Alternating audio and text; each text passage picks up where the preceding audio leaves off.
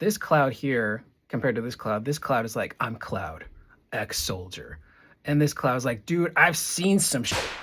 Like, you don't know the horrors that I've seen. I was in a tank full of Mako for a few years. Hello everyone, Curious Corduroy here, and today we're going to be checking out a really cool mod for Final Fantasy VII Rebirth. That is the Shader Injector mod, which was created by modder David Matos. And this mod has been blowing up for a good reason, because it looks sick, and it pretty much fixes a pretty big visual discrepancy that a lot of us fans had with Final Fantasy VII Rebirth, and that's the outdoor daytime lighting, which doesn't always look great. Looks pretty harsh. Sometimes it makes the characters look a little scary, like they've seen some stuff. But the mod has blown up so much that people like Maximilian Dude have covered it, and now Digital Foundry. So we're going to check out the Digital Foundry coverage of this mod. They also got to interview David to get some more insight into how this mod was created and how he implemented it. Again, this is one person, which is pretty nuts. So that's what we're going to discuss in today's video.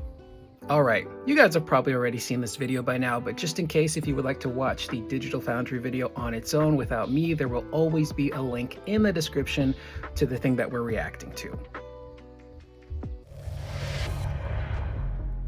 Final Fantasy VII Rebirth has been a controversial title from a visual perspective. Oh, yeah. The game's large scope and dated Unreal Engine 4 engine technology produced obvious flaws with the game's indirect lighting. It looks weird. It's not like awful. Like, the game is still a very beautiful game. The character models look great, but it's just the lighting in some situations just does not look right. With specular and diffuse lighting issues in many scenes, and also some problems with direct shadowing as well. That's what a new mod by developer David Matos aims to fix, overhauling the game's lighting to hopefully match modern expectations. So has this solo dev fixed Final Fantasy VII Rebirth's lighting issues for good? Spoiler alert. Yeah, for the most part, yeah.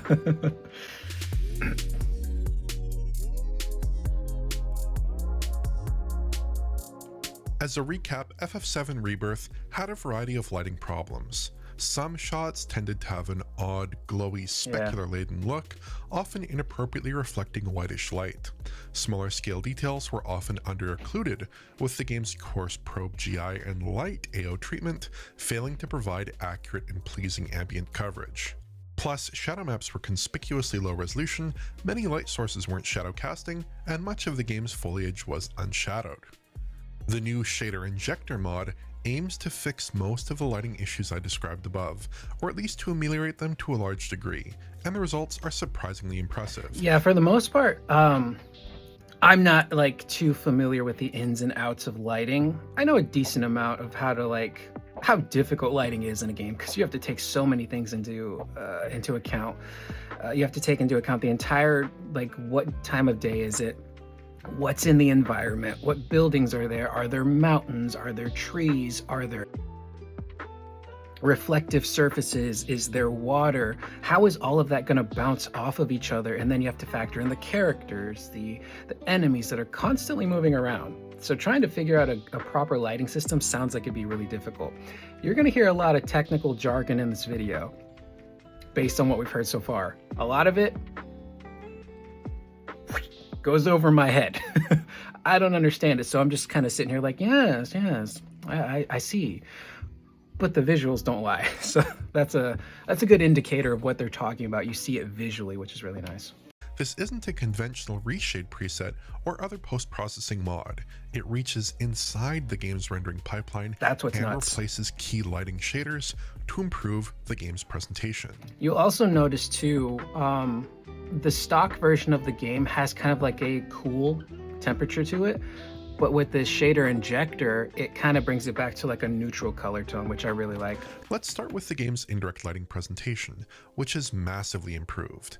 This shot is a good example. Note how the metal structures under the walkway no longer glow obviously, and exhibit a more natural material response much more realistic. to lighting. This shot is another strong contender, as this telephone booth area properly occludes specular underneath the tent. All across the game, I generally found that the title has a more realistic lighting appearance with the mod enabled, and that the on-screen visual results generally aligned more closely with what I would expect from other modern PBR-based games, It's not perfect by any means, but it does closely conform with what I would expect visually from a good-looking game nowadays. Yeah, and speaking on the it's not perfect, it does struggle in the darker areas, which the darker areas in Rebirth look great. Anytime something takes place in a dark area or at night in Remake or Rebirth, it looks phenomenal. It's just the outside daytime stuff that really struggles.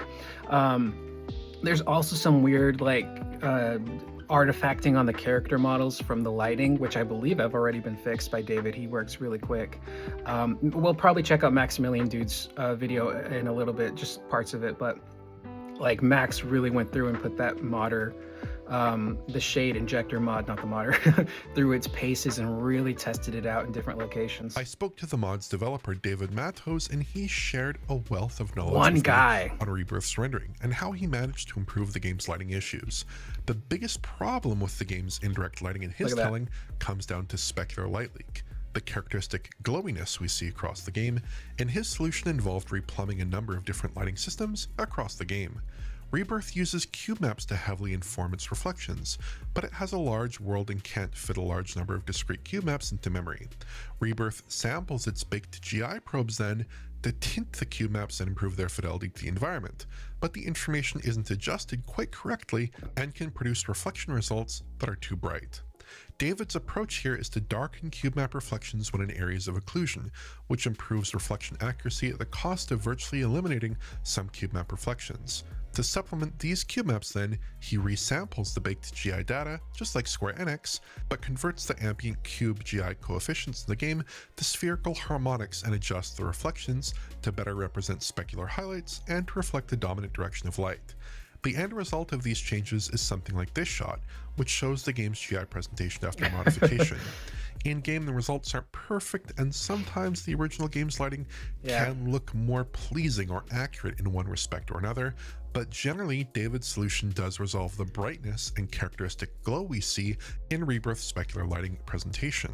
Screen space reflections are often derided as an imperfect reflection solution, but in a game with no RT reflections and poor cube map coverage, relying heavily on screen space information is often a good call. Oddly though, Square Enix only employed a pretty light SSR, producing some odd-looking results. David tweaked the game's SSR so it covers surfaces more extensively and properly disperses on rough materials. This may be a bit of a controversial change, as SSR isn't always the best fit for real-time reflections, but within the limits of Rebirth, I agree with David that leaning on SSR produces the best visual results. Areas like the gold saucer are totally transformed with much better correspondence between the scene and its reflection. The results mirror the visual outcomes in a lot of modern games that don't feature RT reflections. David also managed to improve the game's diffuse indirect global illumination. Rebirth obviously has less accurate diffuse GI than Remake, which is largely a problem of scope. Essentially, Square Enix was forced to move from a light map-based solution to a probe-based one, producing less accurate lighting. David's solutions here are a bit simpler. Square Enix had sampled the reflection cube maps to improve their GI quality, which produced a number of problems owing to their poor coverage, so he elected to rely on the probe GI data entirely instead. Plus, the game's original SSAO tends to be a bit lacking with very subtle AO terms in shadowed areas. David provides a new ground truth visibility bitmask AO technique as an option, which improves AO coverage. This comes with trade-offs, like any AO technique, so you can expect inaccurate occlusion in certain areas, like around the intersection of these chair legs with the ground. And of course, screen space artifacts abound if you go looking for them, but I think this is subjectively a better approach than the light AO the game previously used. Plus, the mod has an optional SSGI, which is enabled with the new max quality preset in the public 2.1 release. It definitely produces more accurate, correctly localized results in some areas, correctly shading the area where Cloud's feet intersect with the ground in this shot, for instance, instead of his legs. In other shots, it produces very pleasing localized bounce light, but this has the usual screen space limitations, exhibits more obvious over-occlusion than the GTVBAO in some areas, and often doesn't look all that different. It's still an improvement on the whole though, I feel. With everything dialed up, look at that! Checkers are a particular area where I think this mod excels. Look at that, man. That, oof. So, the character models look wonderful in Remake, and a lot of that has to do with the lighting. The lighting is just a different approach, like they said. and they had to switch their approach for Rebirth. But like this is stock Cloud. Granted, when I played through the game the first time, it didn't look like this. I'm like, this game is amazing. It's gorgeous. But like you compare this to this looks much closer to the Cloud we saw not only in 7 Remake, but the Cloud you see in the cutscenes, because the cutscenes all have really dialed in, fine-tuned lighting. All the lighting in the cutscenes is like perfectly done. And that's kind of how Cloud looks in those cutscenes. And now he looks like that in real time. Which is pretty nuts. And I've seen some people say like, well, why did Square Enix not take this approach? It's entirely possible. They just didn't know how to do it. They maybe just did not have that know-how to approach the lighting in that specific way. It could have been that they didn't have the time to do it. And to be fair, like jumping from Remake to Rebirth, and now your whole lighting system is completely different, and you're probably learning on the fly how to work that lighting system. It would make sense that they didn't take this approach. Maybe they just didn't know how at the time.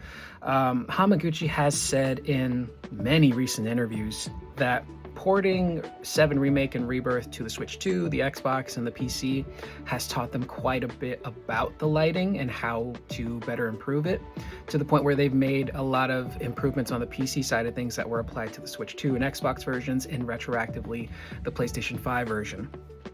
So looking at Revelation, I feel that the lighting in those trailers does look a lot better than what we've gotten so far. And granted, the game won't have like a proper day-night cycle. Hamaguchi said that the daytime and the lighting is all dependent upon the story. So as the story progresses, different areas will look a little different. But looking at places like Wutai, the lighting there, it's like almost at sunset in some areas. It looks really, really nice. So they clearly did take a lot of what they learned porting these games and using the new systems for lighting and put it into Revelation. But this is just so much different. It just makes me wonder if this is something that Square Enix could potentially do for Revelation. If one person with a limited budget and limited time, I believe David mentioned, it might have been in Max's chat, I think he did this over the course of 2 months on his own. Now imagine if Square Enix gets their hands on this know-how. You have an entire lighting team, you have an entire art team, and a lot more money and potentially more time. Granted, the game is in its polishing phases right now. It'll come out next year. They would probably have time to do something like this and implement it properly, and then go in and really fine-tune those areas where the shader injector mod is kind of struggling with. And kind of fine-tune it to look better and to match their art style, because one thing lighting can do is alter your art style, which is something that they may not want to mess with too much. But it's possible that this reaches Hamaguchi and the team. And I say that because it's blowing up. Maximilian Dude, I believe, was the first person to really cover this mod and put it on the map, and now Digital Foundry is talking about it. Hamaguchi is someone who is very good about keeping his finger on the pulse of the fan base and what everyone's talking about, good or bad, story, gameplay, visuals, you name it. There's a good chance he probably knows about this now. And I would not be shocked if they attempt to maybe like contact David or like try to figure out how to do this on their own to implement these lighting changes, potentially, which would be really cool, because from my understanding, and they might talk about this more later in the video, it doesn't seem to be a mod that is super taxing. So perhaps it's something that could be done on console as well. But like, look at this. This is like a literal day and night difference. The hair, the details on the face, like, man. Cloud never looked particularly fetching in shadowed areas. Yeah. With an odd Oh my and a goodness. flatness to it. Like David even added in like a little highlight in the eyes too, which really it ties together the whole look. But this Cloud here, compared to this Cloud is like, I'm Cloud, ex-soldier. And this Cloud's like, dude, I've seen some shit. Like, you don't know the horrors that I've seen. I was in a tank full of Mako for a few years. His hair. I think the results with the The shader hair looks so injector good. are simply much better, capturing a closer likeness to what you'd expect in an artist-tweaked cinematic than a random, unflattering gameplay shot. And to be fair, I feel like this could be subjective for some people. Some people just may prefer this, which is fine. This mod is definitely much more contrasty, and you do lose some of the details in like the armor and the gear that they're wearing. I personally prefer more contrasty things, but there should be like a nice balance there, because when you go too overboard with the contrast, it can look a little weird. The GTV BAO and SSGI tend to darken the game's appearance, so an auto exposure effect turns on in dark areas to increase brightness, and a camera light has been implemented so ambient areas close to the camera are boosted in brightness. At the moment, the game's GTV BAO and SSGI aren't properly filtered and are calculated at full resolution, which has some performance impact that we'll discuss later. That's what On I'm my curious about. RTX 5090 based machine, the lack of filtering wasn't really an issue because at 4K resolution DLSS does a pretty good job of cleaning up any noise. So it seems like it could be feasible on console. This is music. Beyond indirect lighting, the Shader Injector mod also makes some improvements to the game's direct shadowing. Rebirth has a number of issues here, namely that shadow maps are often blurry and low resolution, and many objects and bits of foliage are non-shadow casting. That gives a lot of Rebirth scenery a floaty appearance. And to be fair, a lot of times when you're playing, you might not notice this stuff because you're moving so quick, you're in combat, you're hearing the dialogue from the characters, but when you stop and take a knee and smell the roses and you're like, hey, these look a little funky. Poorly moored to the surrounding environment. Owing to implementation complexities and potential performance penalties, David discarded two popular approaches, increasing shadow map resolution and even possibly adding ray tracing, though other mods do exist that can improve shadow map resolution. His fix was to add in screen space contact shadows, which are commonly used in many engines, including Unreal Engine 4. Unfortunately though, they seem to have been stripped out of Rebirth's engine for some reason, so they needed to be re-implemented from scratch. Like other screen space shadowing techniques, the screen space shadows here reconstruct the information they need from the game's depth buffer, remarching to determine which areas are in shadow and which areas are out of shadow. David's done a full write-up on this technique in the dedicated blog if you'd like more details, but it seems like a somewhat conventional but carefully implemented and well optimized screen space shadowing technique. Now again, imagine the Square devs learning how to do this, because they're super experienced with the lighting stuff, and now they have way more experience having ported the games and making Revelation. If they could like look at David's notes, at this point, Square Enix, just hire David. Bring him in as a consultant on Revelation. I speak about this glowingly because I think it looks beautiful. Again, it's subjective for some people. Some people will prefer how the original game looks, but like for one person to do this and really kind of do the best that they can, my mind starts to race about what the devs would do, having the time to really fine-tune every area and have more of a budget. The end result is very good screen space shadowing that generally maintains a perspective kept appearance. It's most effective when the distance between the shadow and casting object is compressed in screen space terms. So it works especially well on grasses, small plants, and little protrusions on buildings. In side-by-sides, the difference is plain enough, but if I flick back and forth here, I think the improvement is quite obvious. Yeah. This is probably the single biggest feature-level improvement in this mod, and it was the first area of the game's lighting presentation that David sought to improve. It's like a full-on remaster at this point. Rebirth was strangely bereft of shadows before in foliage-rich scenes, and now it looks consistent with other modern games. Also notice in this shot how the screen space shadows help to sharpen shadow detail that the game was already resolving to a degree with shadow maps. Obviously though, if the information needed to generate those shadows is occluded, the shadows will disappear. This tends to not be a big issue in my experience because the player isn't usually focused on screen edges where artifacts are more likely to emerge. Hamaguchi talked about that in an interview. It was a really great interview. I think it was with Automaton, where he's like, all right, man, I'm hearing a lot of shit.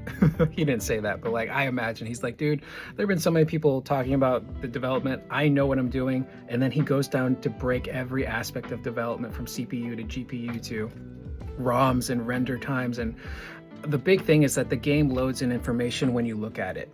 I don't remember if Remake was like that, but Rebirth, it's to save on like performance, I believe. I think it has to do with like CPU headroom. But like, if you're not looking at something, not all of the detail is going to be loaded in. So as you move the camera, the game has to, like that, pop in a lot of that detail, which is why you get a lot of that pop in sometimes. And the third-person camera tends to be more stable than the camera in a first-person game, which minimizes occlusion issues. Finally, David has also tweaked the game's water rendering to align more closely with his own sense of how water should be depicted in a realistic video game. Rebirth's water typically looks fine, but it seems oddly smooth at times. I actually don't mind the way it looks here. I actually think it looks pretty cool. Lacks water caustics, and presents hard-edged intersections with geometry that don't look correct. The Shader Injector mod produces a very different look with a few key tweaks. Surface normals on the water have been adjusted to strengthen the appearance of ripples on the water, producing fine cross-directional surface ripples layered over larger geometric waves, which is a realistic pattern we tend to see in real life on larger bodies of water. It does kind of look like the pattern is very similar across the edges here, which is something I assume like developers would be able to like differentiate these different patterns a little bit more. But like, dude. On smaller water bodies like ponds and artificial pools, fine ripples predominate with no underlying wave movement. Caustics have been added which are calculated at runtime there's like more using distortion a noise pattern. David can't introduce new textures into the game using his mod yet, so this is okay, so it's not a thing yet. That's why it's just this kind of like texture thing. the next best option. Generally, the results look pretty good, though they do look a bit mismatched on water that is moving quickly in one direction. And that's what I mean about Imagine Square Enix learning how to do this, because this is their game. They know the animations, they know every property of the environment, so they can then go in and really fine tune and dial in the shader injector to be like, okay, this is our animation for the water here. This is what we need to do in terms of texture and lighting and have it look better. A stochastic depth blur has been added, blurring the details beneath the waves. That is pretty cool. It scales with distance, so deeper water blurs more. Also, one of the reasons why I don't like swimming. I can't swim. I don't like the ocean. I can't see beneath my feet. This is more of an artistic call than something that physical plausibility necessitates, unless the water is supposed to be very particulate heavy, of course, but it does convey water depth to the player very well. David also implemented a shader technique to soften the waterline, fading the water plane as it thins towards the beach here.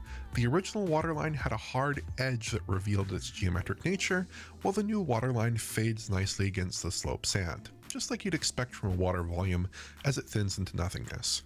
These changes, plus a few other tweaks like extending the SSR coverage and adding more refraction, produce a markedly different water appearance. I really like that distortion. And I think that's cool. A subjectively more pleasing one.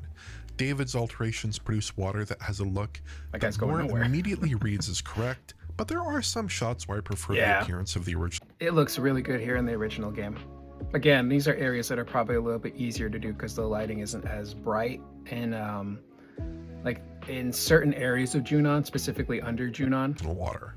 Now, all the testing up until this point has been with a pre-release version of the 2.1 mod revision, which is now available publicly. The public version of the mod comes in a performance configuration, which uses the game's original SSAO and has no auto exposure, while the maximum version uses SSGI and has auto exposure.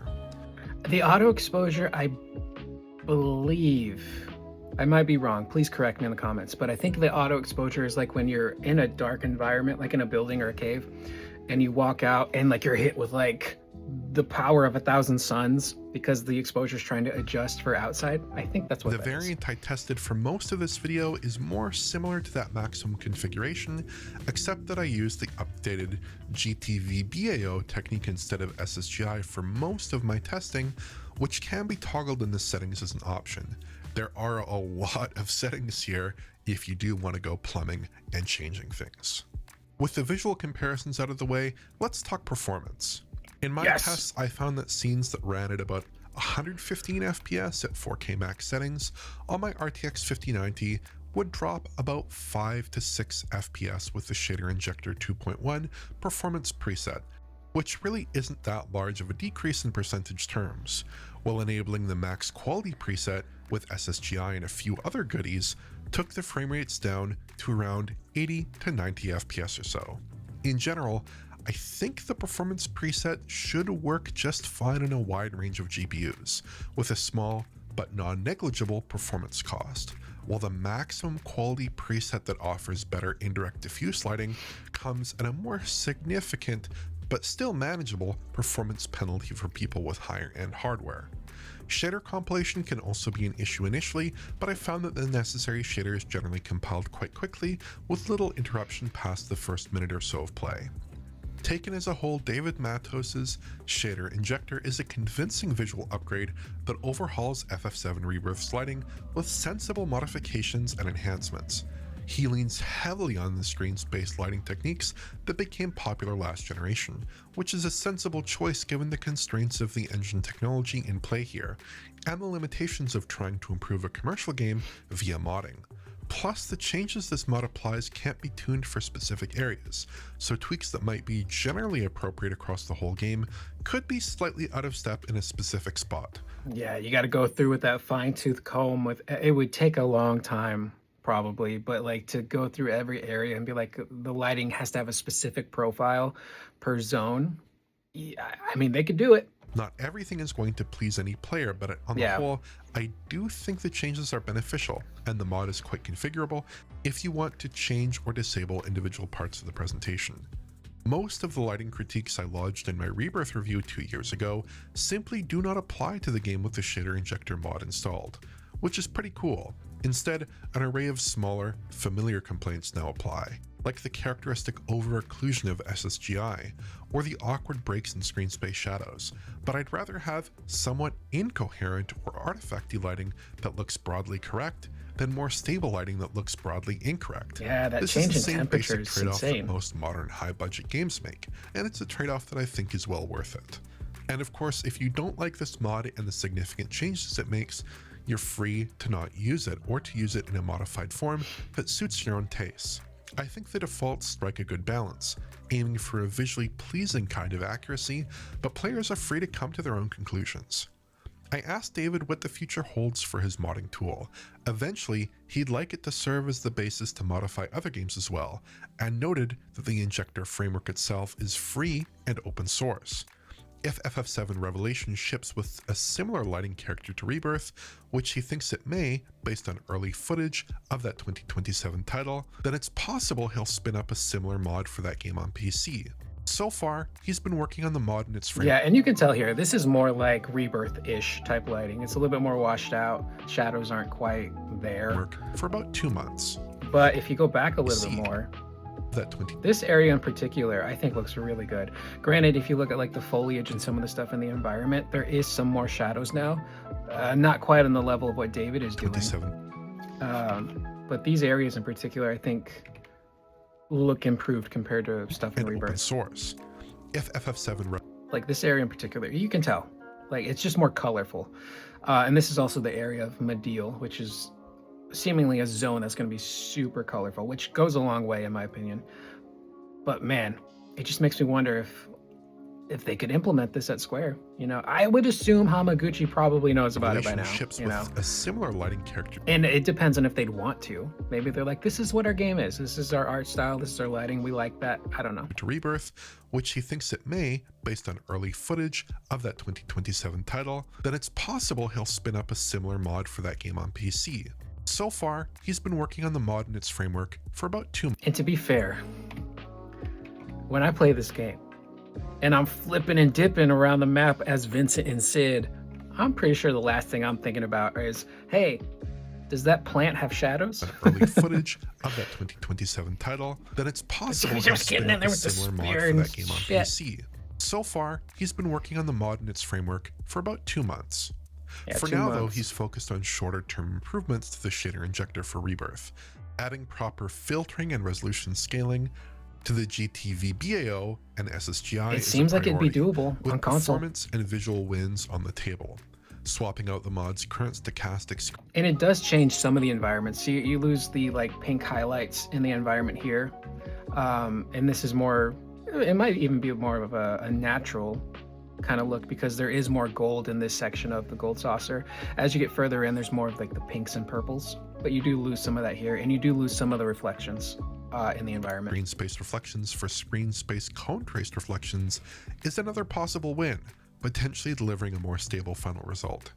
HDR is broken in the current version of the mod as well, with a fix planned soon. But regardless of any planned future improvements, I feel like the FF7 Rebirth shader injector is a pretty special accomplishment.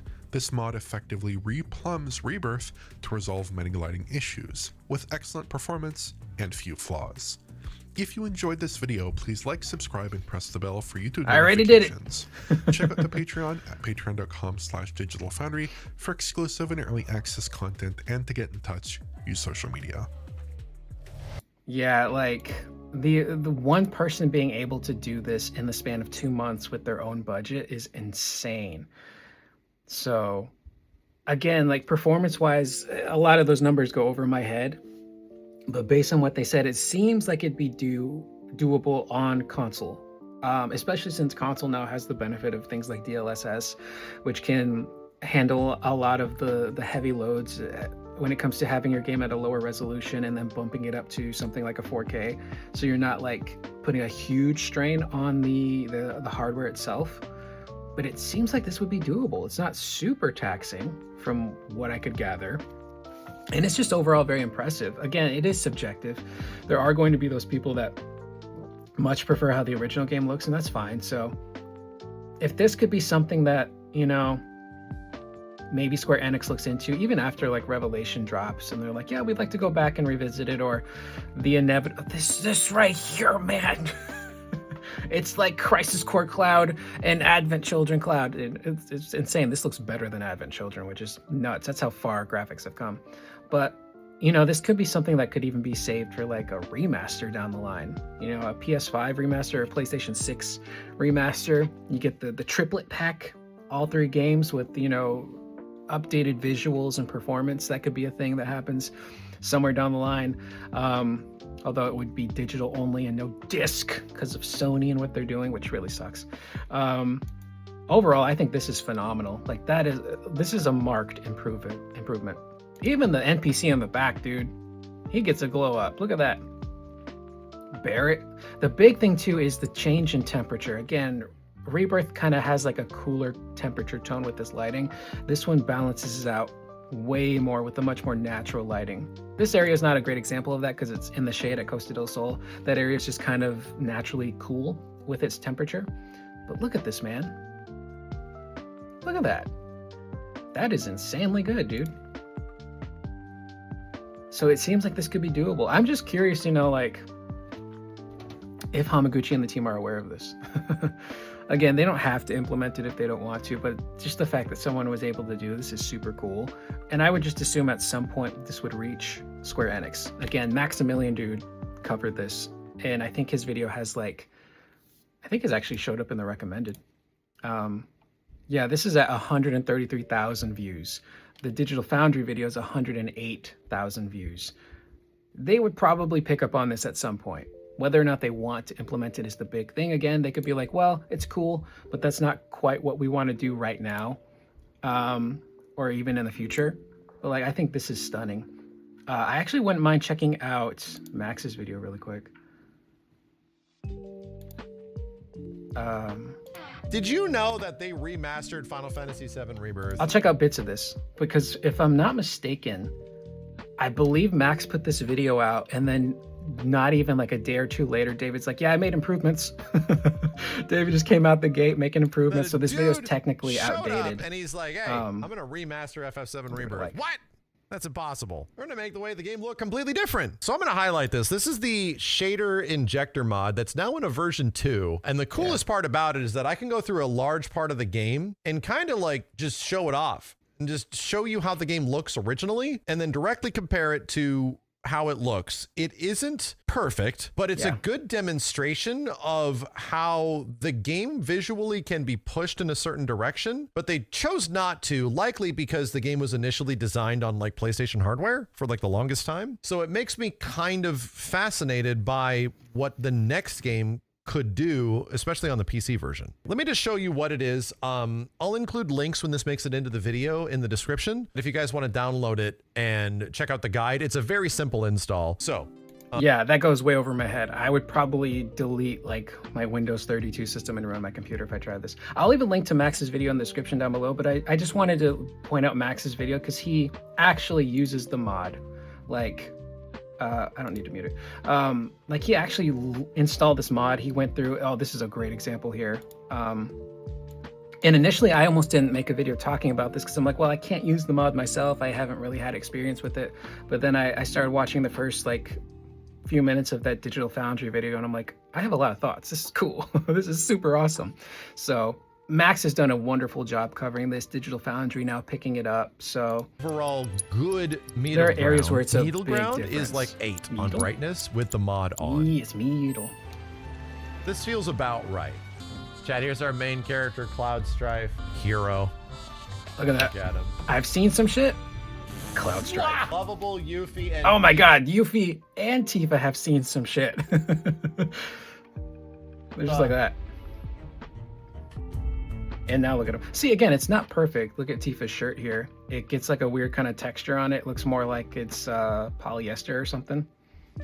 And this was, again, a version of the mod before David made more adjustments to it. Wow. But like Cloud in Darker particular. environments, you don't see it as much. Yeah. But you definitely notice it on the characters, on the character models. It just cleans up their lighting so much. Yeah.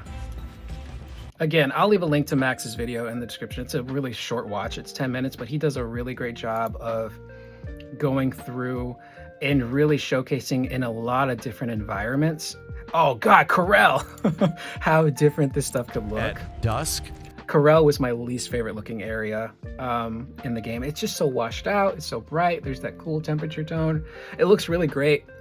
I think Max was just talking about it here at dusk when you're on your way looking for Barret. And sunset and at night when you're playing through the game. And I just don't like the way the desert looks here. But yeah. Again, not perfect.